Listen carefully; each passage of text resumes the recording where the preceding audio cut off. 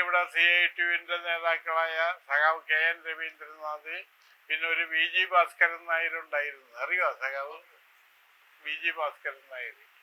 അങ്ങനെ അങ്ങനെ അതുപോലെ MN ലോറൻസ്, ഇന്ന് പാർട്ടിയുടെ ജില്ലാ സെക്രട്ടറിയാണ് MN ലോറൻസ്. 68 നമ്മുടെ 74 സമരത്തുകാരാണ്.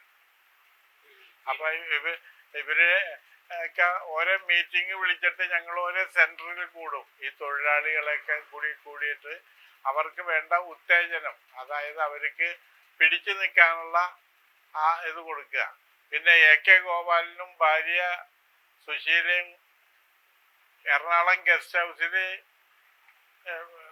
ഇവിടെ ക്യാമ്പ് ചെയ്തിട്ട് കൊച്ചിൻ ഹാർബറിലും അതുപോലെ തന്നെ എറണാകുളത്തും റെയിൽവേ തൊഴിലാളികളുടെ സമരത്തിന് എല്ലാ സഹായവും ചെയ്തു കൊടുത്തുകൊണ്ടിരിക്കുകയാണ്. അന്നത്തെ ജീവിതം വളരെ കഷ്ടമാണ്. കഷ്ടം എന്ന് പറഞ്ഞാൽ ഒരു ഗ്യാങ്ങിൽ പണിയെടുക്കണ ഒരുത്തന് 200 രൂപ തികച്ച് ശമ്പളം കിട്ടൂല. കിട്ടുവാ അറിഞ്ഞി? ഇല്ല, 200 രൂപ കിട്ടൂല. അപ്പോ പട്ടിണിയും പരിവട്ടമായിട്ടാണ്. എന്താ, പ്രത്യേകിച്ച് എനിക്കറിയാവുന്ന ചില കുടുംബങ്ങളൊക്കെ ഉണ്ട് ഗ്യാങ്ങിൽ.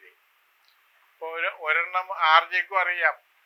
നമ്മുടെ കൊച്ചിൻ ഹാർബറിലെ മട്ടാഞ്ചേരി ഹോൾട്ടില് ആ സ്റ്റേഷന്റെ വടക്കുവശം പഴയ ഒരു റെയിൽവേ ക്വാർട്ടേഴ്സ് ഉണ്ടായിരുന്നു, പൊക്കം കുറഞ്ഞിട്ട്.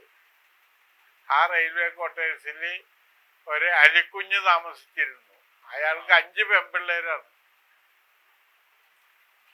അലിക്കുഞ്ഞിന് 5 പെൺപിള്ളേരാണ്. അതിൽ ഒരു മൂത്തവളുടെ കല്യാണം അറേഞ്ച് ചെയ്ത് ഈ സമരം തുടങ്ങിയതിന് ശേഷമാണ് കല്യാണം. അതിനുവേണ്ടി ഒരു പന്തലിട്ടുകൊണ്ടിരിക്കുമ്പോഴേക്കും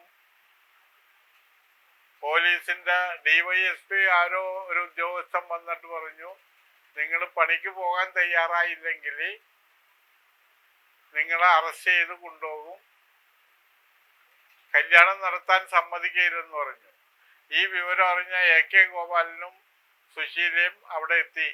എന്നിട്ട് അയാളോട് പറഞ്ഞു, നിങ്ങൾ ഈ പന്തൽ പൊളിക്കുകയാണെങ്കിൽ അതെൻ്റെ ശവശരീരത്തിൽ ചവിട്ടി നിന്നുകൊണ്ട് വേണം ഈ പന്തൽ പൊളിക്കാൻ. അതിന് ധൈര്യം ഉണ്ടെങ്കിൽ നിങ്ങൾ ചെയ്യാൻ പറഞ്ഞു. അങ്ങനെ അവിടെ നിന്നും കൊണ്ട് ആ പന്തലും കെട്ടി കല്യാണവും നടത്തി.